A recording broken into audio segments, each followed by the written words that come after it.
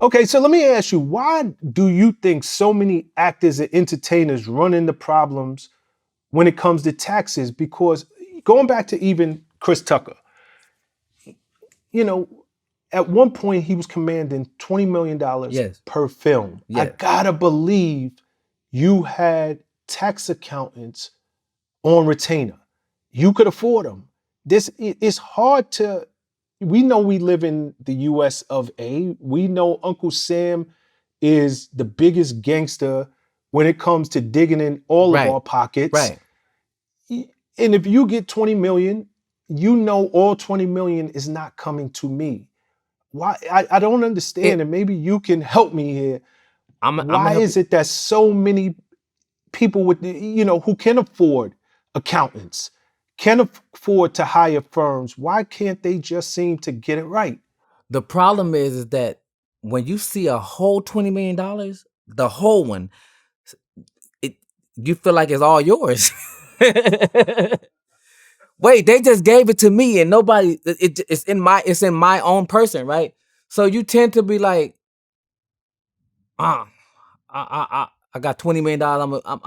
I got another 20 coming. That's gonna be 40. I got. We'll figure that out. I'll never have to work again. We know that much. We'll figure that out. And what happens is that it catches up, because if you make 20 million, then you probably owe like 7 to 10, right? So if you owe 7 to 10, now that's stacking on the next. Now you got to pay the 7 to 10, and then you got another 20. Now got to pay 7 to 10 on that, and it just keeps stacking up. And then next thing you know, after paying agents and after paying all that, you in debt after you buy your big mansions and your cars. So you got big mansions, cars, and you took all the money and didn't pay to Uncle Sam. So now you owe Uncle Sam $10 million, but you bought you a $10 million house. You're broke right there. You buy another house for $10 million, and you owe Uncle Sam $10 million. You're broke right there. So what you need to do when you get that first $20 million, buy you a $1.5 million house. Don't go get the 10. This is the problem. Everybody wants the ball, right? But you only use up 1% of your room when you have it. It looks good for the ambiance, it looks good, but you don't even use all that shit. Yeah, if it was me, I'd be pissed. Man, And I'm gonna tell you why. Because when you make it to that level, you're mm-hmm. A-list star, Yes. you're commanding that kind of money. There are a lot of people in between you and your money that you are paying. Meaning, you got agents, you got business managers, you have day-to-day managers, you have accountants, lawyers. All of these people are on retainer.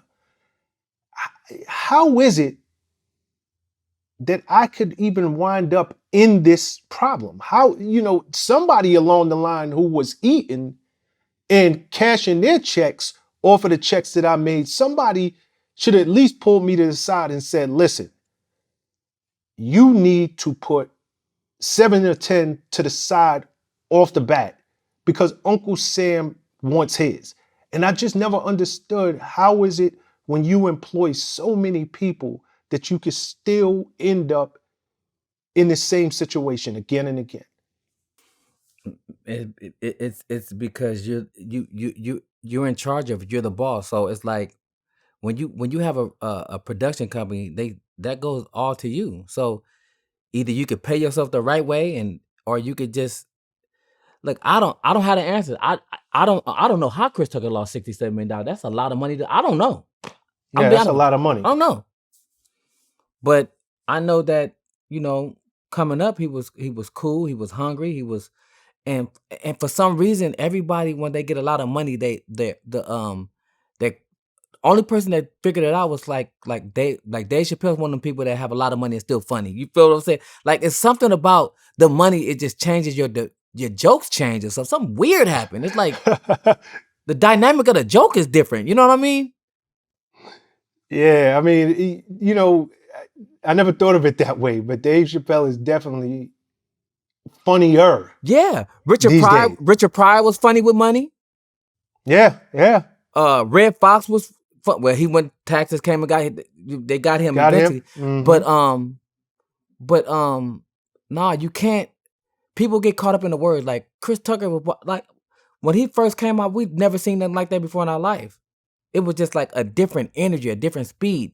And then what happens is people have this thing where something happens, where something clicks in their conscience, says, I don't want to say the word nigga, or I don't want to cuss anymore.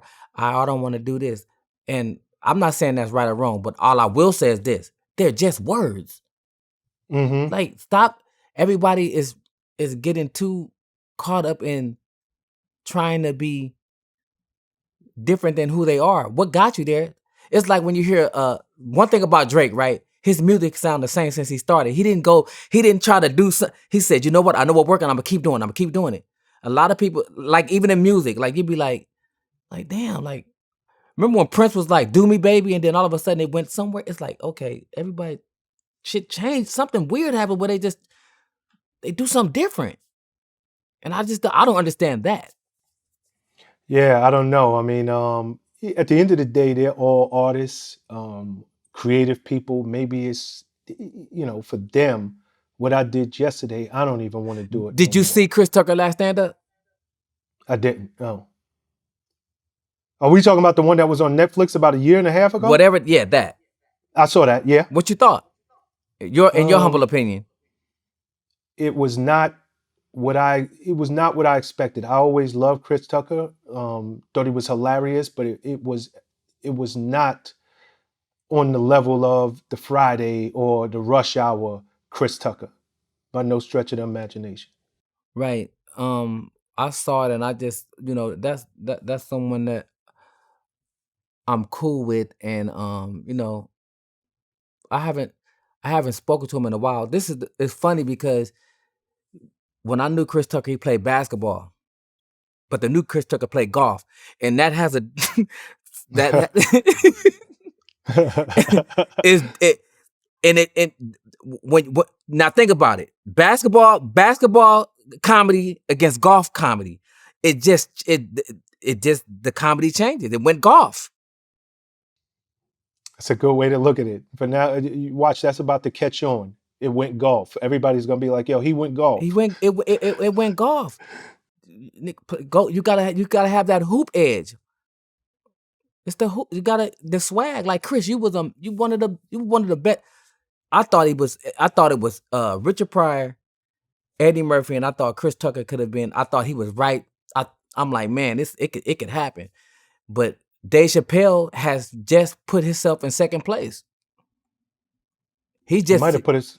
he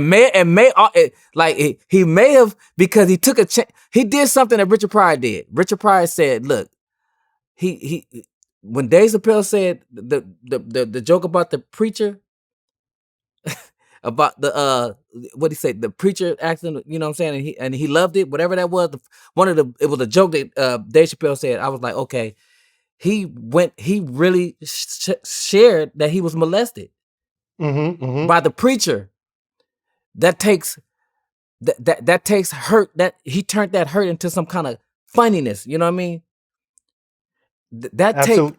that take that takes guts. That takes, like, he went there. He took a chance on humiliating himself in the sense of what people would think. Oh man, you had a man, you jacked off on whatever that was to a man. That's deep to go there with that joke. Yeah, but I think that's why he's where he's at. He is willing to take risks. Whew. I mean, it's as simple as that. Yeah. He takes risks. And I think in a world, especially in a world that we live in now, where it's all about cancel culture, nothing you say is not put under a magnifying glass. There's a level of scrutiny to anything you do, anything you say, anything you have ever done. It's very few people who are willing to put it all on the line and say, look, I'm going to bet on me. Right. Put it all on 36 Black. I'm betting on me the whole way. and I'm just going to risk it all. And I think that when you see people like that, whether it's the Richard Pryors of the world, or Muhammad Ali's of the world, people who have just risked it all, said, Muhammad said, forget about my boxing career. I don't believe in the war, and I'm not going to be drafted. They stripped him of his title, and it made him legendary. It made him something more than just a boxer. So when I see Chris Tucker Dave Chappelle putting it all on the line, he's now becoming more than just a comedian. Right. He's witty. They asked him, they said something, they said a word that he used was offensive, right? And he said, well, the word nigga's offensive. Y'all like, how clever is that?